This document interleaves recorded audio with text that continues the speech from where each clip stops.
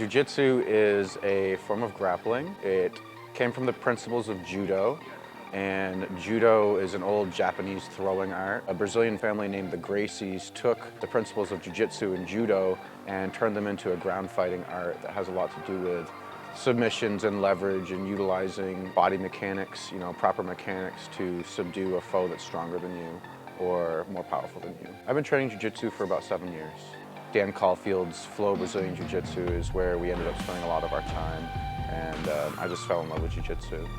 So the basic philosophy that came from the Gracies was that a lot of the grandmasters of Brazilian Jiu-Jitsu were smaller men. In Brazil, there's a big range of size, and they were trying to form a martial art that could take the attributes of a smaller person and allow them to defeat a larger opponent. The basic philosophy of jiu-jitsu is, one, to not harm your opponent. Most of the techniques are based upon choking, which is a way of getting to subdue your opponent without actually causing them much damage. They'll just pass out, and then you can get some help or run away. The second basic philosophy or principle is using leverage and other advantages of physics instead of brute strength.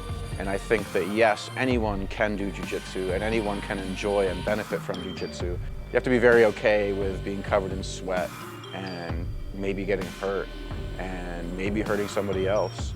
But those maybes are, they're few and far between, and the benefits that come from the training are so much higher above that it shouldn't matter to anyone.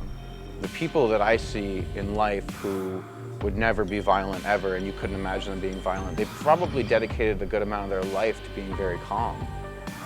And that's what I'm trying to do with jiu-jitsu, is to calm myself, because I have that negative side of me, and that's what I'm fighting against when I'm training jiu-jitsu. And that's why I say jiu-jitsu should be for everyone, because everyone that I have taught that has stuck with it has spoken about the positive benefits that they've seen from jiu-jitsu in themselves. And most of those benefits are on more than just a physical level.